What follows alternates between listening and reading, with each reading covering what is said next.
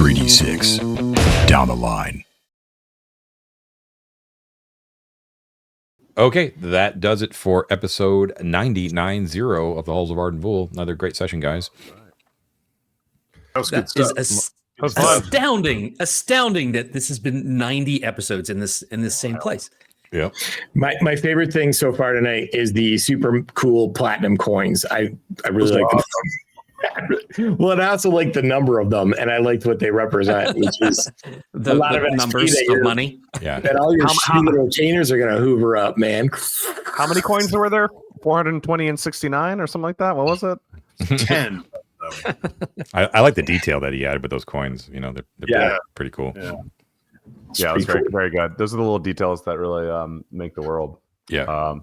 At the down the hatch that we just had, I was talking to somebody who came, who's a game designer guy, teaches at, I think at NYU. NYU. Oh, we got an NYU game design fan. Hello, if you're listening.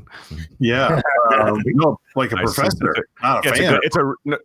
They're fan or they're listeners of us, but they teach at a really, really prestigious game design program at NYU. Yeah. So he was telling me, and I thought this was really interesting. He was describing that there's like, and you guys probably know this, but it was articulated in a way that was news to me. And he said there were like 3 points of sort of player engagement with any kind of game, right? There's players who are really into like the setting, the immersion of the setting. There's players who really are there to like, you know, sort of do their thing, and I want to be the half centaur thief druid, you know, whatever, and like they're doing their thing, right?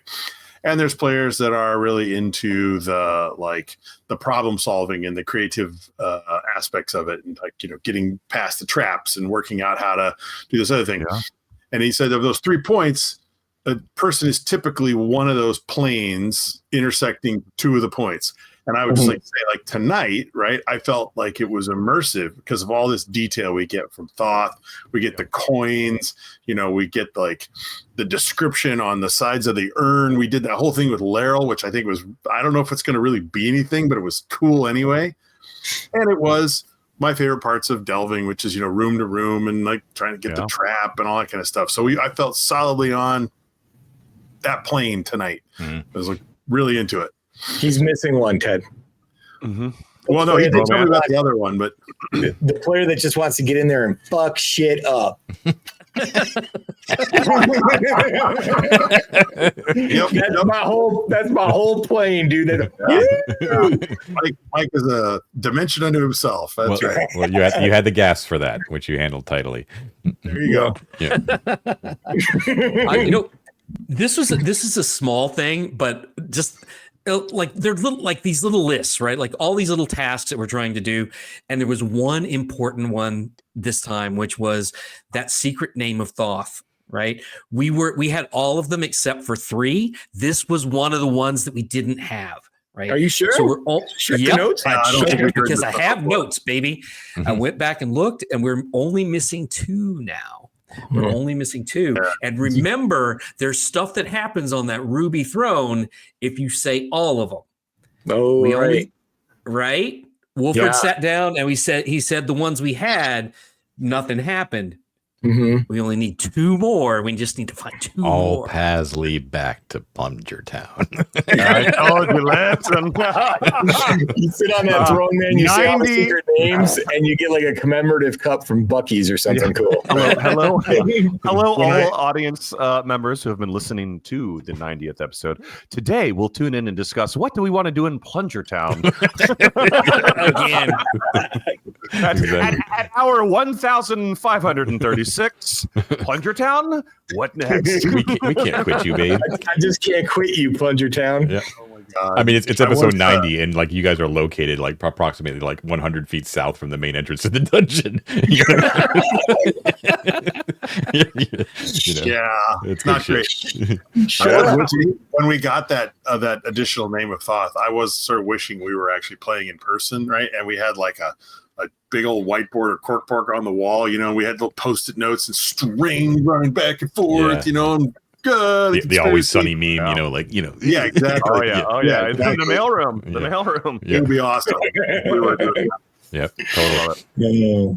It Anyway. is nice having like, the computer there and like being able to keep track of this and electronic mapping, and I'm not like erasing and scribbling around on pieces of paper. But I do have to say I miss the tactile books piled up in dice and Of Coke course. cans, Sure, everything on absolutely. the game table. Yeah. Well, we've had that conversation a lot of Yeah, times. I do that's think true. D&D is fundamentally about tactility, and so I think we've done a great job with it. But yeah, of course, I miss John's old dining room table, baby. Hell yeah. It was good times. Listen, you West Coasters or Western people have only yourselves to blame.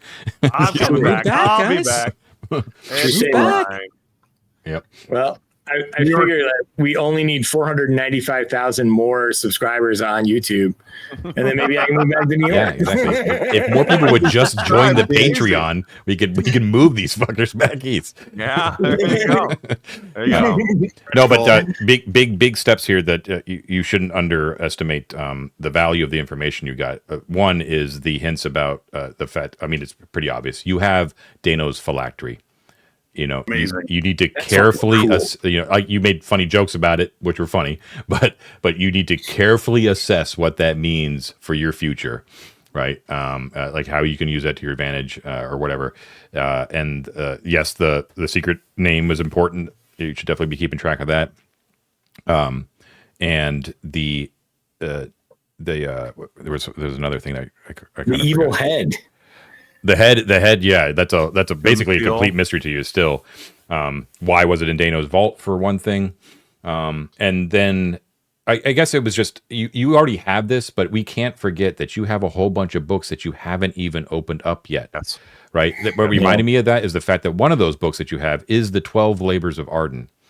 Yeah. Right. Yeah. You actually have, and you probably already knew those from just growing up in the Empire. But just my recitation, that was the very first time I've actually recited one of the labors to you guys.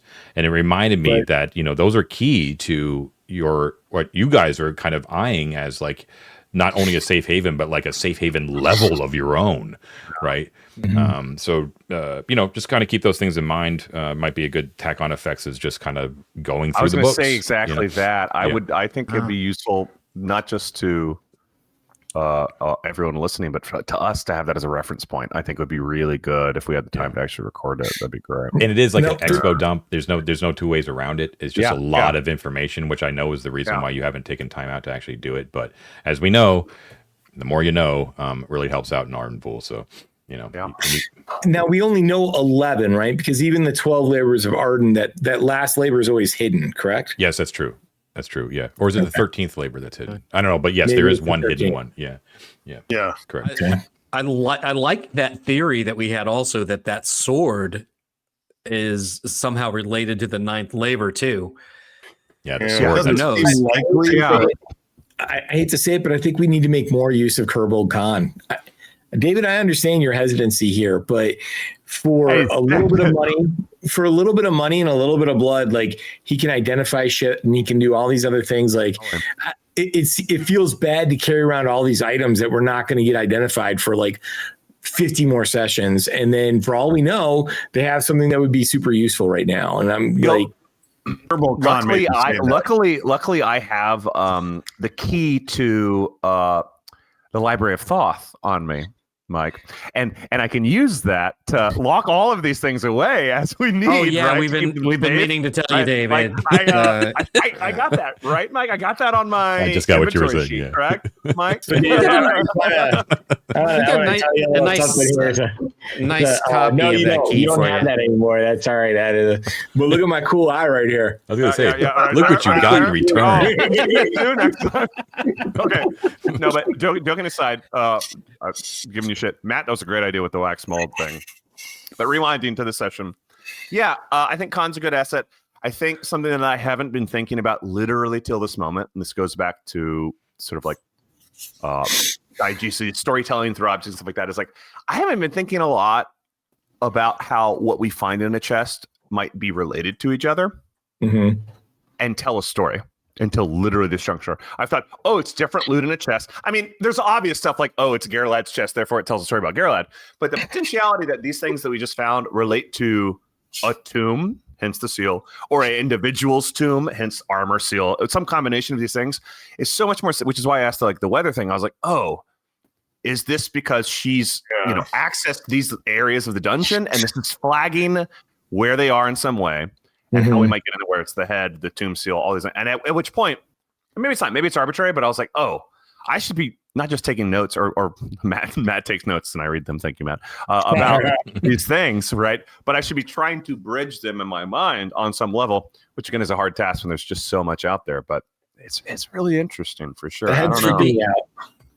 The head's weird. I mean, it'll be interesting too, because now we have this treasure and we have those notes. Remember, like we looted those notes from the, it would be interesting to see if any of those notes denoted like any of these treasures coming from locations, or like if any of those things cross-reference. That would be kind of cool. What was the other thing? Like I do like the idea, David, that some of these things might be all from the same tomb, but I have to say, for the most, and this is going to sound very cynical, for the most part, stuff that's like pair of gold fireplace pokers, they're there to be worth 50 gold pieces each. That's quite possibly. Yeah, I mean, quite possibly. Fancy fire. Come on. Here's the thing: you just talked to an NYU professor on game design, and what they might say is, "No, Ted, quite the opposite." So I don't know. I mean, this is the thing. It's like I agree that's a good. Order another Guinness at that point, actually. Yeah, I know. I think this is a good assumption to run on, which is like some things are just loot. But this is the thing that makes you Richard perhaps unique, to other designers, and we can never know also where John's put stuff in that wasn't there. But like, is that Richard is writing the details on the coins for us, right? Like, so saying, oh, it's just a fire poker. Part of me goes, is it? Is it just a fire poker? I mean, I don't know. Why would it? Sometimes. That's the point. Like, maybe it is arbitrary, but why a fire poker instead of a ruby, right? Like, why? It doesn't really, you know what I mean? Like, well, to make us like you question why it's a fire poker. Well, regardless of if it's... David, I think that way lies madness. I've been living in that space for a long time. 90 episodes of that madness. What you guys have been good at over 90 episodes is, regardless of whether or not there is a relationship between loot and a treasure hoard, or it's just arbitrary, is that you guys are good about finding uses for stuff that is obviously not obviously, but it just has a gold piece value. Like it's always fun to see you guys find interesting uses for instance, like the pokers. Like you could just cash that in and just get the SB value for it, but and you have done that numerous times. But there have been a number of times. I wish I could think of something off the top of my head. Of course I can't. But where you actually utilize items and attempt to mundane items in sort of interesting ways. Well, like that Mycenaean helm, which I think Matt's idea of trading it for the platinum rod is friggin' genius, and we do that absolutely. So psyched about that. And can I add to that, whether it be the helm or the pokers or whatever? I took magic aura for that reason, because we can apply a false magic aura to a lot of read as items, magic. Yeah, which we have to be wise about, but it's incredibly useful to us if we're creative and we think ahead. Yep. Think about even the fire pokers. I could theoretically cast it on a fire poker and go to one of our goblin prowls and say, "This is a magical fire poker. Any fire you stoke with it will burn a little brighter." Maybe like wish cast it, right? I'm not promising something big. I'm just kind of, it's sort of like when people like read the dead relatives. What's the term for like starting with an L, an aim? Is it a Lauren? Is it a mentalist? Seance, Oh, kind of a mentalist. Like just giving them an impression of an idea that makes them feel good, where I'm not like duping them in a way that'll fuck them over, right? But if they were to check it, they're like, "Oh, it is," and they're always going to be like, "Oh, I got this great fire poker that makes the fire burn." That just builds the relationship with that person in a fun way, right? And I don't know, there's stuff there, right? There's stuff to do. Yep, absolutely. Yep. All right. Well, anyways, great session. I'm looking forward to seeing how you guys tackle the fungal caverns. Well, you should be deciding, actually, maybe before we close out here, do you want to spend more time in the compound, or do you want to go into the caverns? first. I'm excited to go to the caverns, but I do want to close the loop. That's the thing I'm struggling with is I want to go to the caverns, but I kind of also I hesitated when we were in the session about telling the Goblin King to move in, but I kind of want to just tell him to move in and like use it to our benefit. And if there are 3 rooms unexplored and one of them is valuable to us, or has a juncture we don't want the Goblin King knowing about, or whatever, that mystery box becomes really compelling. I don't know how we do it fast. I want to do it so fast that if we do that, right? Like the caverns, while large, are not, unless something horribly goes wrong, they're not weeks on end or there. We've got a day. It's the 16th. Let's go do the caverns and, play it. Our plan is to come back anyway, right? We've got to come back anyway. Later. Yeah. Tell the Goblin King later. Yeah. All right. So directly to the fungal caverns, and then, but don't tell the Goblin King to move in yet. You're not going to give him. Right. Okay, Right. Gotcha. Okay, we're already in the Beastman area. We told him, it's still dangerous. Yeah, it's 9:00 in the morning. We're going to hit the caverns. Maybe by 9:00 tonight we're back, and telling him like, took care of that. And I just want to make sure everyone's on the same page, because I felt that there was a little bit of confusion, and the audience can't see the map right now, but the map piece that you got from the Beastman, the part that shows the fungal caverns, you understand that it only shows up to the underground cliff face, right? Right. And that you have no conception of how large the fungal caverns actually are, right? It could extend a lot farther down. I was thinking, guys, they have a whole military unit whose whole job is to patrol that area and harvest things from there and fight monsters that try to invade it.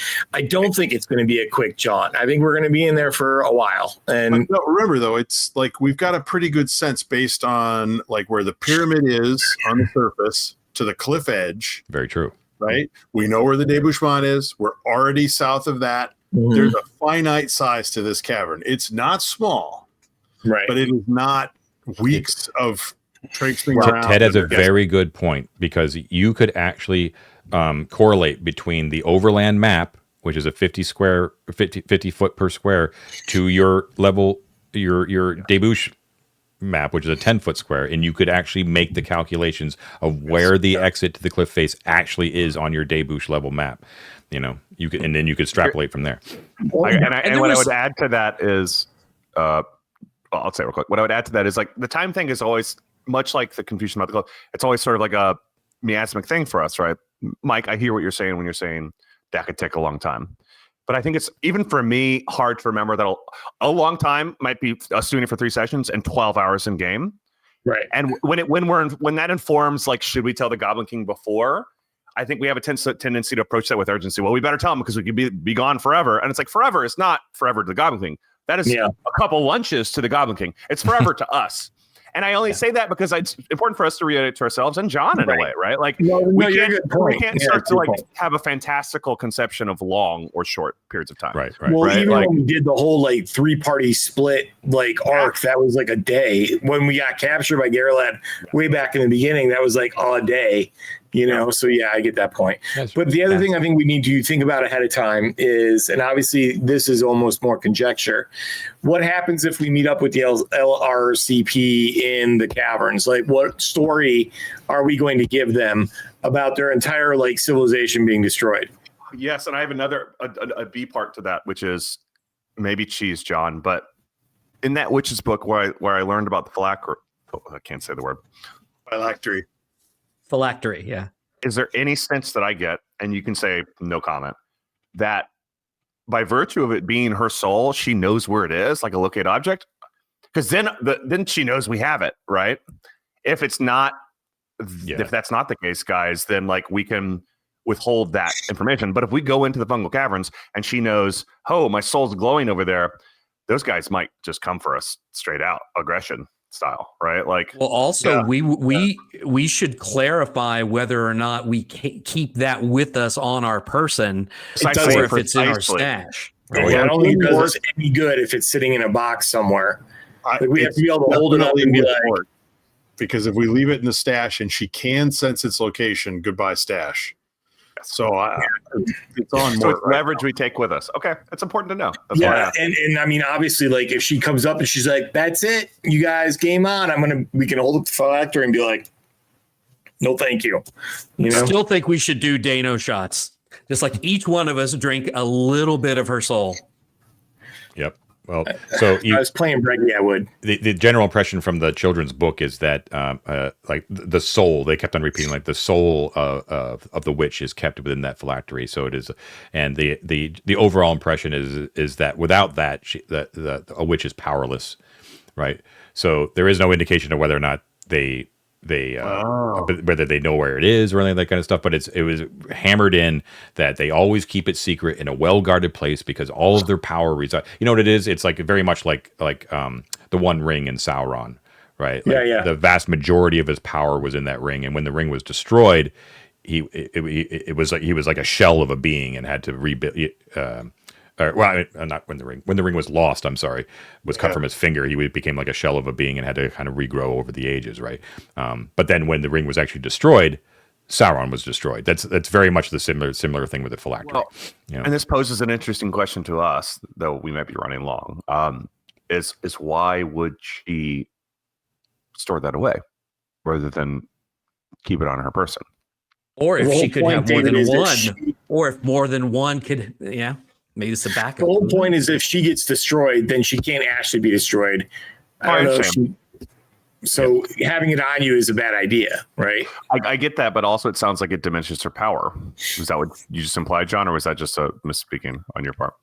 It's not having that part, that like bifurcating her soul also reduces her corporeal power, or no?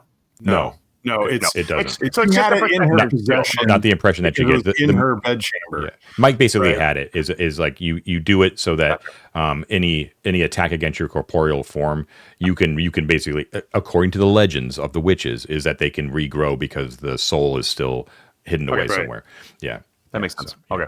Anyways, we'll call it there because we are time. But anyways, cool discussion. Look forward to playing.